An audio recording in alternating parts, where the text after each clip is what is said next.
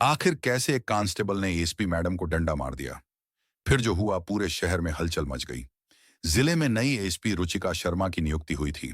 तेज, निडर और न्याय के लिए किसी भी हद तक जाने वाली अफसर। तभी खबर आती है कि एक गांव में थाने के सामने महिलाएं धरने पर बैठी हैं। आरोप है कि गांव के 4 बदमाश खुलेआम गुंडागर्दी कर रहे हैं, महिलाओं से बदतमीजी करते हैं। लेकिन पुलिस आंख मूंदे बैठी है। शिकायतों के बावजूद कोई गिरफ्तारी नहीं। एएसपी रुचिका बिना किसी को बताए सादे कपड़ों में गांव पहुंचती है। चुपचाप धरने पर बैठी महिलाओं के बीच बैठती हैं। किसी को नहीं पता कि उनके साथ बैठने वाली महिला जिले की सबसे बड़ी अफसर है। एक बूढ़ी महिला फूट फूट कर कहती है, बेटी अब तो डर लगता है। अपनी ही बेटियों को घर से बाहर भेजने में पुलिस कहती है, सबूत लाओ, और वह गुंडे खुलेआम हमारी बेटियों को घूरते हैं, छेड़ते हैं। हमारी चीखों की भी कीमत लग गई है। अब एएसपी रुचिका शांत होती है, लेकिन उसकी आंखें लाल हो जाती हैं। वह कहती है, पुलिस भला उन्हें कैसे गिरफ्तार कर सकती है? जब खुद पुलिस उनके पैसों से बिक चुकी हो, तभी थाने से पुलिस टीम बाहर निकलती है। साथ में वही 4 बदमाश भी, मुस्कुराते हुए ऐसे जैसे उन्हें किसी चीज का डर ही ना हो। इंस्पेक्टर चिल्लाता है, चलो भागो यहां से। गैर कानूनी भीड़ इकट्ठा की है तुम लोगों ने। कांस्टेबल लाठी उठाता है और भीड़ की तरफ बढ़ता है। महिलाओं को धकेला जाने लगा। तभी उसी भीड़ में से एएसपी रुचिका आगे बढ़ती है। कंधे से दुपट्टा हटाती है। कड़क आवाज में कहती है, तुम लोग हिसाब सुनने नहीं आए, तुम तो डंडा मारने पर ही उतरे हो। तुम्हें लगता है हर भीड़ गुंडा है, हर औरत झूठी है। थोड़ा रुक कर इनकी बातें भी सुन लिया करो। तभी समझ पाओगे कि थाने के बाहर जनता नहीं, तुम्हारी जवाबदेही बैठी होती है। उसकी बातें सुनकर पुलिस टीम हड़बड़ा जाती है। लेकिन एक कांस्टेबल बौखला जाता है। वह गुस्से में आकर एसपी रुचिका को धक्का देता है और पीछे से लाठी मार देता है। सीधा उसके कंधे पर। पूरा गांव सन रह जाता है। एएसपी रुचिका पीछे मुड़ती है। फिर जो होता है, उसे देख गांव वालों को भी अपनी आंखों पर यकीन नहीं होता है। और जब आप इस कहानी को पूरा सुनेंगे, तो आपको भी यकीन करना मुश्किल हो जाएगा कि ऐसा भी होता है। तो दोस्तों, पूरी सच्चाई जानने के लिए वीडियो को पूरा जरूर देखें। और आप मेरे चैनल पर नए हैं, तो वीडियो को एक लाइक करके हमारे चैनल को सब्सक्राइब जरूर कर दें। तो चलिए, बिना देरी के वीडियो को शुरू करते हैं और शुरू से समझते हैं कि आखिर हुआ क्या था रामपुर जिला। नाम के लिए ही राम कापुर था। असल में यहाँ कानून का नहीं, बल्कि ताकत का राज चलता था। कहने को तो सब कुछ शांत था। सड़कें थीं, बाजार थे। लेकिन इस शांति के नीचे एक डर का दरिया बहता था। इसी रामपुर जिले में एक नई एसपी की पोस्टिंग हुई, रुचिका शर्मा। नाम जितना साधारण था, काम उतना ही असाधारण। पुलिस डिपार्टमेंट में उसके नाम की दहशत थी। अपराधियों के लिए वह यमराज थी, और अपने जूनियर्स के लिए एक सख्त लेकिन ईमानदार टीचर। उसकी उम्र ज्यादा नहीं थी, शायद 30 से 32 साल। लेकिन उसकी आंखों में एक ऐसी गहराई और ठहराव था जो बड़े बड़े अफसरों में भी देखने को नहीं मिलता था। रुचिका ने ऑफिस ज्वाइन किया। फाइलें देखी, पुराने केस समझे, जिले का नक्शा अपनी आंखों में बसा लिया। सब कुछ ठीक चल रहा था कि एक दिन उसके सामने एक फाइल आई। फाइल थोड़ी मोटी थी, धूल जमी हुई थी। गांव का नाम था किशनपुर। शिकायत एक ही थी जो पिछले 6 महीनों में लगभग 20 बार दर्ज की गई थी। शिकायत करने वाली गांव की औरतें थीं, और जिनके खिलाफ शिकायत थी वह थे गांव के 4 लड़के, मुकेश, राकेश, बंटी और सोनू। ये चारों खुद को गांव का भाई समझते थे। उनके खिलाफ आरोप थे छेड़खानी, जबरदस्ती वसूली, औरतों पर भद्दे कमेंट करना और विरोध करने पर उनके परिवार वालों को धमकाना। हर शिकायत के नीचे एक ही नोट लिखा था, जांच की गई। कोई ठोस सबूत नहीं मिला, केस बंद। रुचिका ने माथा पीटा। 6 महीने में 20 शिकायतें और सबूत एक भी नहीं। ये कैसे हो सकता है?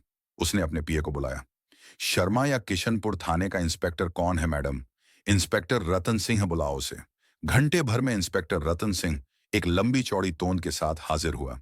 उसकी वर्दी पर सिलवटें थीं और चेहरे पर एक अजीब सी चिकनाई। आते ही उसने लंबा चौड़ा सैल्यूट मारा। जय हिंद मैडम। रुचिका ने फाइल उसकी तरफ खिसका दी। ये क्या है? इंस्पेक्टर रतन सिंह ने फाइल देखी।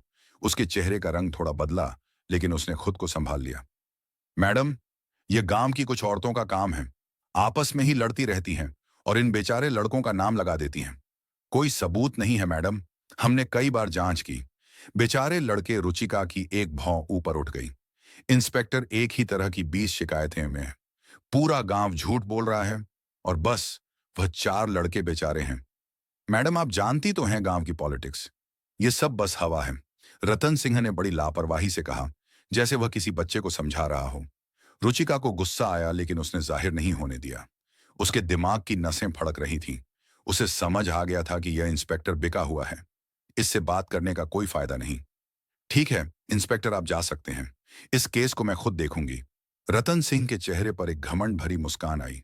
उसने सोचा, नई नई आई है, 2-4 दिन जोश दिखाएगी, फिर ठंडी पड़ जाएगी। वह सैल्यूट मारकर चला गया। उसके जाने के बाद रुचिका अपनी कुर्सी पर बैठ गई। उसकी आंखें बंद थी, लेकिन दिमाग तूफान की तरह चल रहा था। उसे पता था कि अगर वह वर्दी में गांव गई तो उसे सिर्फ वही दिखाया जाएगा जो पुलिस उसे दिखाना चाहती है। सच्चाई की कब्र पर सफेदी पोत दी जाएगी। नहीं, उसे सच्चाई अपनी आंखों से देखनी थी, पीड़ितों के मुंह से सुननी थी। उसने एक फैसला किया, एक ऐसा फैसला जो खतरनाक था लेकिन जरूरी था। उसने अपनी अलमारी से एक पुरानी साधारण सी सूती साड़ी निकाली जिसे वह कभी नहीं पहनती थी। उसने अपने सर्विस रिवॉल्वर को लॉकर में बंद किया और अपने ड्राइवर को छुट्टी दे दी। आज एसपी रुचिका शर्मा रामपुर की गलियों में नहीं, बल्कि किशनपुर की धूल भरी सड़कों पर एक अमौर्त बनकर उतरेगी। अगली सुबह जब सूरज अभी ठीक से निकला भी नहीं था, एक पुरानी खटारा बस किशनपुर के बस स्टॉप पर रुकी। उसमें से कुछ औरतें उतरी, कुछ किसान उतरे और उन्हीं के साथ एक साधारण सी दिखने वाली महिला भी उतरी। सूती साड़ी, पैरों में हवाई चप्पल, चेहरे पर थोड़ी घबराहट और आंखों में एक अनजानी सी खोज। यह रुचिका शर्मा थी। उसने गांव में कदम रखा। सुबह का वक्त था। औरतें अपने अपने घरों के बाहर काम कर रही थीं। बच्चे खेल रहे थे। माहौल शांत था, लेकिन इस शांति में एक अजीब सा डर घुला हुआ था। औरतें एक दूसरे से बात तो कर रही थीं, लेकिन उनकी नजरें बार बार सड़क की तरफ घूम जाती थीं, जैसे किसी का इंतजार कर रही हो या शायद किसी से डर रही हो। रुचिका ने एक बूढ़ी अम्मा से पूछा, अम्मा, ये पुलिस थाना कहाँ है? बूढ़ी अम्मा ने उसे ऊपर से नीचे तक देखा, फिर एक टूटी फूटी इमारत की तरफ इशारा किया। वह रहा, पर बेटी वहां जाकर क्या करेगी? वहां कोई सुनवाई नहीं होती। क्यों अम्मा? रुचिका ने बड़ी मासूमियत से पूछा। वहां इंसाफ नहीं बिकता बेटी, वहां सिर्फ तारीखें मिलती हैं। अम्मा की आवाज में सालों की बेबसी थी। रुचिका ने अम्मा को धन्यवाद कहा और थाने की तरफ चल दी। जैसा उसने सोचा था, थाने के बाहर पीपल के पेड़ के नीचे 10 से 15 औरतें चुपचाप बैठी थीं। वह धरना दे रही थी, लेकिन उनके धरने में ना कोई शोर था, ना कोई नारे। बस एक खामोश विरोध था। एक मुंह चीख थी जो शायद बहरे सिस्टम तक पहुंच ही नहीं पा रही थी। रुचिका धीरे धीरे उनकी तरफ बढ़ी और बिना कुछ कहे एक कोने में जाकर उन्हीं के साथ जमीन पर बैठ गई। औरतों ने उसे अजनबी नजरों से देखा, लेकिन किसी ने कुछ पूछा नहीं। शायद उन्हें लगा यह भी कोई दुखियारी होगी। घंटे बीतने लगे। धूप तेज हो गई। रुचिका का चेहरा पसीने से भीग गया था। गला सूख रहा था, लेकिन वह बैठी रही। वह उनकी खामोशी को महसूस कर रही थी। वह उस दर्द को जी रही थी जो उन औरतों की आंखों में साफ दिख रहा था। तभी उसके पास बैठी एक बूढ़ी महिला, जिनका नाम शायद शांति देवी था, फूट फूट कर रोने लगी। उनका रोना देखकर बाकी औरतें भी सुबकने लगीं। माहौल इतना भारी हो गया कि पत्थर भी पिघल जाए। रुचिका ने हिम्मत करके अपना हाथ शांति देवी के कंधे पर रखा। क्या हुआ अम्मा, क्यों रो रही हो? शांति देवी ने अपनी आंसू भरी आंखों से रुचिका को देखा। उनका चेहरा झुर्रियों से भरा था और हर झुर्रे में एक कहानी छिपी थी। क्या बताऊं बेटी, वह सिसकते हुए बोली। अब तो डर लगता है अपनी ही पोती को घर से बाहर भेजने में। स्कूल जाती है तो कलेजा मुंह को आ जाता है। वह चारों शैतान मुकेश और उसके दोस्त सड़क पर खड़े रहते हैं, घूरते हैं, गंदे गंदे गाने गाते हैं, कभी साइकिल रोक लेते हैं। एक और औरत बोली, हाँ बहन, मेरी बेटी ने तो कॉलेज जाना ही छोड़ दिया। कहती है मां, मुझसे यह सब बर्दाश्त नहीं होता। उनकी आंखें ऐसी हैं जैसे शरीर को चीर देंगी। शांति देवी ने आगे कहा, हम पुलिस के पास जाते हैं। वह दरोगा रतन सिंह कहता है, सबूत लाओ। किसी ने देखा, वीडियो बनाया। अरे कोई शरीफ घर की लड़की अपनी इज्जत का वीडियो कैसे बनाएगी? और अगर कोई आदमी देख भी ले तो उन गुंडों के डर से कोई गवाही देने को तैयार नहीं होता। रुचिका का खून खौल रहा था। उसका मन कर रहा था कि अभी उठे और उस थाने में घुसकर इंस्पेक्टर रतन सिंह का गिरेबान पकड़ ले, लेकिन उसने खुद को शांत रखा। अभी वह एसपी नहीं, एक आम औरत थी। हमारी चीखों की भी कीमत लग गई है बेटी, शांति देवी ने अपनी साड़ी के पल्लू से आंखें पोंछते हुए कहा। वह गुंडे खुलेआम कहते हैं कि पुलिस हमारी जेब में है, हमारा कोई कुछ नहीं बिगाड़ सकता। तभी रुचिका ने कुछ ऐसा देखा जिसने शांति देवी की हर बात पर मोहर लगा दी। गांव के नुक्कड़ से 4 लड़के बाइक पर आते दिखे। वही मुकेश और उसकी गैंग। उन्होंने बाइकें थाने से थोड़ी दूर रोकी। वह धरने पर बैठी औरतों को देखकर हंस रहे थे, भद्दे इशारे कर रहे थे। उनका आत्मविश्वास देखने लायक था।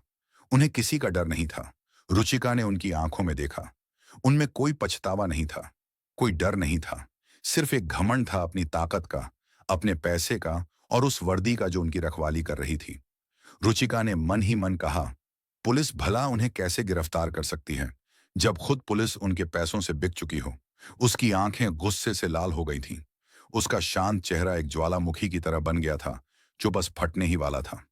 उसने फैसला कर लिया था, आज इसी वक्त इंसाफ होगा, और वह इंसाफ कोई और नहीं, वह खुद करेगी। अभी मुकेश और उसके दोस्त औरतों को देखकर हंस ही रहे थे कि थाने का दरवाजा खुला, और जो नजारा सामने आया उसे देखकर रुचिका के शरीर में खून जम गया। इंस्पेक्टर रतन सिंह बाहर निकला और उसके साथ साथ हंसते खिलखिलाते वहीं चारों बदमाश भी बाहर आए। ऐसा लग रहा था जैसे वह थाने में शिकायत सुनने नहीं, बल्कि चाय नाश्ता करने गए थे। रतन सिंह ने मुकेश के कंधे पर हाथ रखा हुआ था, जैसे वह उसका कोई पुराना दोस्त हो। यह सिर्फ लापरवाही नहीं थी, यह खुलेआम कानून का मजाक था। ये उन बैठी हुई औरतों के मुंह पर एक तमाचा था। रतन सिंह ने धरने पर बैठी औरतों को देखा और उसकी आंखों में नफरत भर गई। वह चिल्लाया, चलो भागो यहां से, सब क्या तमाशा लगा रखा है, गैर कानूनी भीड़ जमा की है तुम लोगों ने, अंदर कर दूंगा सबको। औरतें डर से सहम गई, कुछ उठने की कोशिश करने लगी। रतन सिंह ने अपने साथ खड़े एक कांस्टेबल को इशारा किया, बलबीर, हटाओ इन सबको, लाठी चलाओ अगर जरूरत पड़े तो।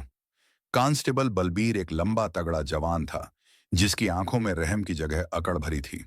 उसने अपनी लाठी उठाई और भीड़ की तरफ बढ़ा। उसके पीछे 2 और कांस्टेबल थे। चलो हटो, उठो यहां से, वह चिल्लाते हुए औरतों को धकेलने लगा। शांति देवी जो बूढ़ी और कमजोर थी, धक्के से गिरते गिरते बची।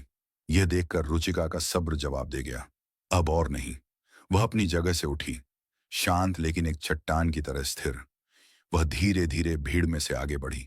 उसका चेहरा भावहीन था, लेकिन उसकी चाल में एक गजब की ताकत थी। उसने अपने कंधे पर रखे साड़ी के पल्लू को हटाया और उसे अपनी कमर में खोस लिया। उसकी आंखों में अब एक आम औरत की बेबसी नहीं, बल्कि एक आईपीएस अफसर की आग थी। वह सीधे कांस्टेबल बलबीर के सामने जाकर खड़ी हो गई, जिसने अपनी लाठी उठा रखी थी। उसकी कड़क और रोबदार आवाज पूरे माहौल में गूंज गई। रुको, सब रुक गए। कांस्टेबल बलबीर, इंस्पेक्टर रतन सिंह, वो बदमाश और यहां तक कि डरी सहमी औरतें भी सब उसे घूर रहे थे। एक साधारण सी साड़ी पहनी, ये औरत कौन थी जिसमें इतनी हिम्मत थी कि वह पुलिस से आंख मिला रही थी? रुचिका ने बलबीर की आंखों में आंखें डालकर कहा, तुम लोग इंसाफ सुनने नहीं आए, तुम तो डंडा मारने पर ही उतरे हो। उसकी आवाज में इतना दम था कि बलबीर एक पल के लिए हड़बड़ा गया। रुचिका ने पूरी पुलिस टीम की तरफ देखा। तुम्हें लगता है हर भीड़ गुंडा है, हर औरत झूठी है? अरे वर्दी पहनने से पहले इंसान बनना सीखो। थोड़ा रुक कर इनकी बातें भी सुन लिया करो, तब समझ पाओगे कि थाने के बाहर जनता नहीं, तुम्हारी जवाबदेही बैठी होती है। उसकी बातें सुनकर इंस्पेक्टर रतन सिंह और बाकी पुलिस वालों के चेहरे पर हवाइयां उड़ने लगी।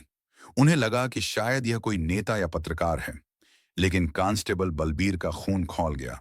उसे अपनी वर्दी पर, अपनी लाठी पर घमंड था। एक मामूली सी औरत उसे सिखा रही थी कि ड्यूटी कैसे करते हैं। यह उसकी मर्दानगी पर चोट थी। वो बौखला गया। तू सिखाएगी हमें कानून? वह गुस्से में चिल्लाया। बड़ी आई नेता बनने वाली उसने, आ देखा ना ताऊ। गुस्से में आकर रुचिका को जोर से धक्का दिया। रुचिका थोड़ा लड़खड़ाई, और इससे पहले कि कोई कुछ समझ पाता, बलबीर ने अपनी पूरी ताकत से लाठी घुमाई और रुचिका की पीठ पर सीधे उसके कंधे के पास दे मारी। खड़धाक लाठी की आवाज ऐसी गूंजी जैसे सन्नाटे में बिजली कड़क गई हो। पूरा गांव, पूरा थाना सब सन्न रह गए। शांति देवी की चीख निकल गई। औरतें डर से कांप उठीं। इंस्पेक्टर रतन सिंह का मुंह खुला का खुला रह गया। उसे यकीन नहीं हो रहा था कि उसके कांस्टेबल ने यह क्या कर दिया। रुचिका को तेज दर्द हुआ। उसकी पीठ पर एक नीली लकीर उभर आई। एक पल के लिए उसकी आंखों के सामने अंधेरा छा गया, लेकिन वह गिरी नहीं। वो धीरे धीरे, बहुत धीरे धीरे पीछे मुड़ी। उसने अपनी दर्द भरी आंखों से कांस्टेबल बलबीर को देखा। उसकी आंखों में आंसू नहीं थे। दर्द था, लेकिन दर्द से ज्यादा कुछ और था। एक ऐसा तूफान था जो अब सब कुछ तबाह करने वाला था। फिर जो हुआ उसे देख गांव वालों को भी अपनी आंखों पर यकीन नहीं हुआ। उन्होंने ऐसा नजारा अपनी जिंदगी में कभी नहीं देखा था। और जब आप इस कहानी को पूरा सुनेंगे तो आपको भी यकीन करना मुश्किल हो जाएगा कि ऐसा भी होता है। रुचिका जब पीछे मुड़ी तो उसकी आंखें लाल अंगारों की तरह दहक रही थीं। दर्द उसके चेहरे पर था, लेकिन उसकी आंखों में जो भाव था वह दर्द से कहीं ज्यादा खतरनाक था। वह अपमान का, टूटे हुए विश्वास का और एक ज्वालामुखी की तरह फूट पड़ने वाले गुस्से का भाव था। कांस्टेबल बलबीर, जो एक पल पहले तक गुस्से में कांप रहा था, अब रुचिका की आंखों में देखकर डर से कांपने लगा। उसे लगा जैसे उसने किसी औरत को नहीं, बल्कि साक्षात मौत को लाठी मार दी है। रुचिका ने एक भी शब्द नहीं कहा। उसने बस अपना दाहिना हाथ उठाया और अपनी साड़ी की आस्तीन को थोड़ा ऊपर किया। उसकी कलाई पर कोई चूड़ी नहीं थी, बल्कि एक घड़ी थी, एक स्टैंडर्ड पुलिस इशू घड़ी। फिर उसने अपनी जेब से एक छोटा सा कार्ड निकाला। उसने वह कार्ड बलबीर की आंखों के सामने कर दिया। उस पर अशोक स्तंभ बना था और लिखा था, रुचिका शर्मा, आईपीएस पुलिस अधीक्षक, एसपीठ जिला रामपुर। जैसे ही बलबीर ने वो कार्ड देखा, उसके पैरों के नीचे से जमीन खिसक गई। उसकी आंखों के सामने मौत नाचने लगी। उसके हाथ से लाठी छूटकर जमीन पर गिर पड़ी। उसके पूरे शरीर से पसीना ऐसे छूटने लगा जैसे वो किसी भट्टी के सामने खड़ा हो। मैं मैडम, उसकी जुबान लड़खड़ा गई।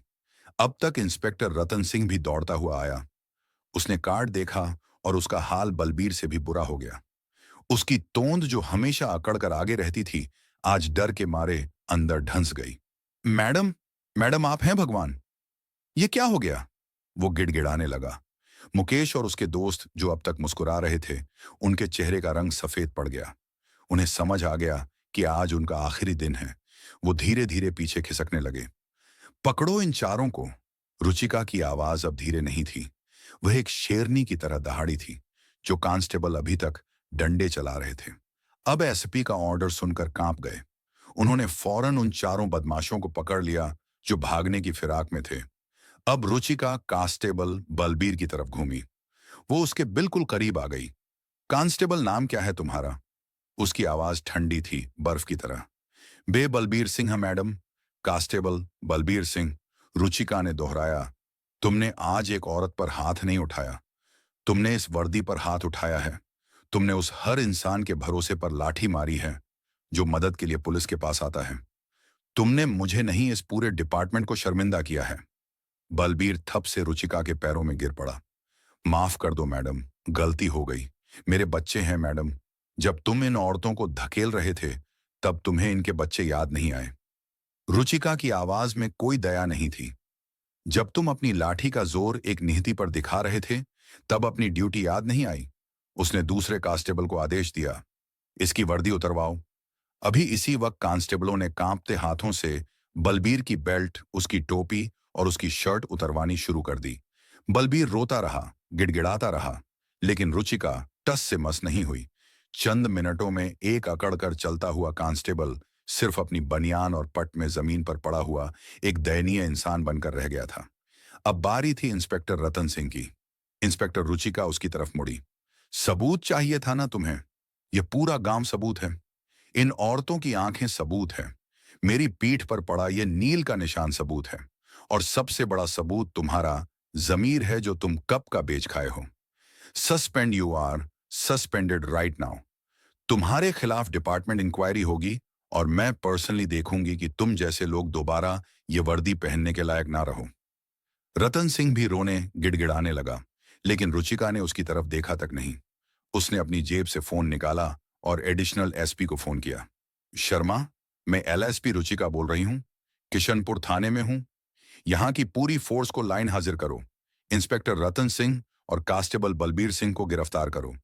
इन पर सरकारी काम में बाधा डालने, एक महिला अफसर पर हमला करने और अपराधियों को संरक्षण देने का केस दर्ज करो। और हाँ, यहाँ मुकेश, प्रकाश, बंटी और सोनू नाम के 4 लड़के हैं। उन पर छेड़खानी, धमकी देने और दंगा भड़काने की कोशिश की है।